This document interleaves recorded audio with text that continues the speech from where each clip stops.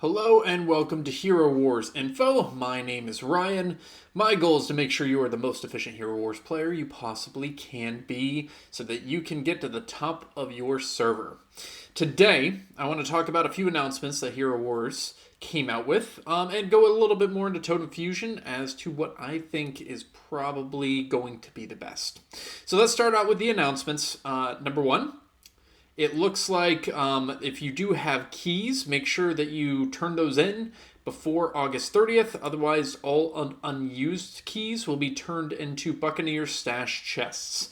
I don't know what this is going to encompass. My best guess is it's probably going to be pretty similar to a Demon Doll, something like that.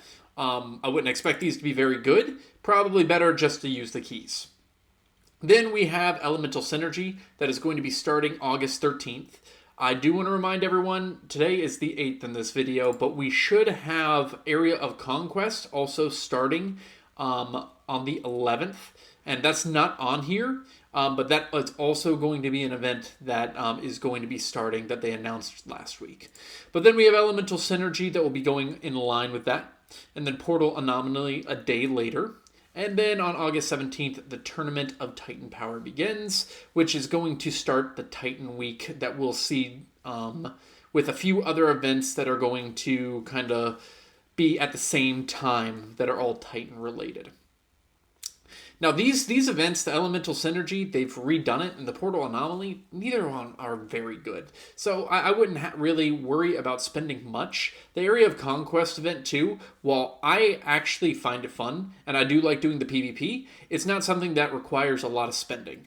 You can just get your resources in the actual event by playing. And by exploring, getting those chests, taking the strongholds. I'll probably be making a video about Area of Conquest and my strategy and what I try to do and go from there.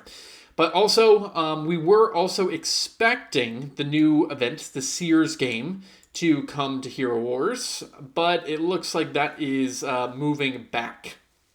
So it was supposed to be August 13th, but it got pushed to a later date. So I'm assuming it's because this is a new event and they're having to do some updates. But it probably also is the fact that they might not have the Julius skin available yet. And I think that was supposed to launch at the exact same time that the Seers game does. All right. So that's it for those particular announcements. But I do want to talk about one other thing. That is around Totem Fusion. So it's been a little bit more than a week where Totem Fusion has been active. And I've done more testing in the actual max testing area in the combat arena. And you can see here, I've actually even decided to go ahead and put a few skills in. And what I did for my main totem, which is my water team, I tried to get the last flash. Now, the reason I tried to get the last flash is because I was running into the Tournament of Elements, and it was causing me fits. It took a very long time for me to figure out what team I could use to beat a team that had that particular fusion. Usually that means that is a good fusion. Now, I also looked at the other ones, and I did have a few teams that had those, but I got through those without having to slow down. So one of the things that you should be doing, and this doesn't even apply to Totem Fusion, just in the game, if there's a particular skill or hero that is annoying you a lot, that's hard to beat, you can either figure out the counter to that hero and build that up, or just build up that hero too, because it's probably pretty good.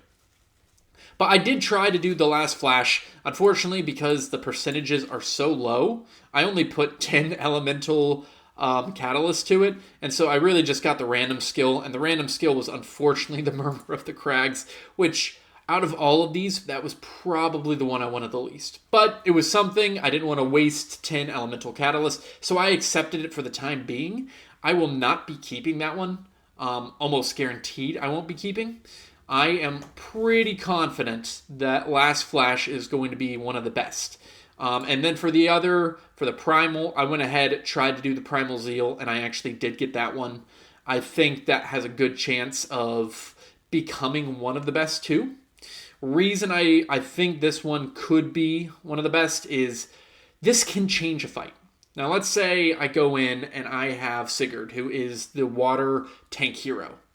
And he's just about to ult, but he barely misses it, and then he dies. Well, that's a chance where I have like 3 to 4 seconds of complete invulnerability to my tank hero if he is able to get his ult off. And just this ability that potentially gives you better chance of getting more energy can completely change the course of a fight. So that's kind of my thinking as to why I picked this one. These other ones are good too. Like if you have a hero that's about to almost die, but he doesn't because they did the Pulse of the Ancients. Now, one of the things I don't like about this is no more than once per 21 seconds. Don't like that. This one is just good if you have shields and you're trying to shield. Triple Cycle, haven't done that much testing with that, but I've heard it's not very good. And then Call to Elements can be very good in the right circumstances as well. So, still, like, not definitive, but my money is going to probably Last Flash right now or the Flame Dance. And I did a video testing where Flame Dance was very effective.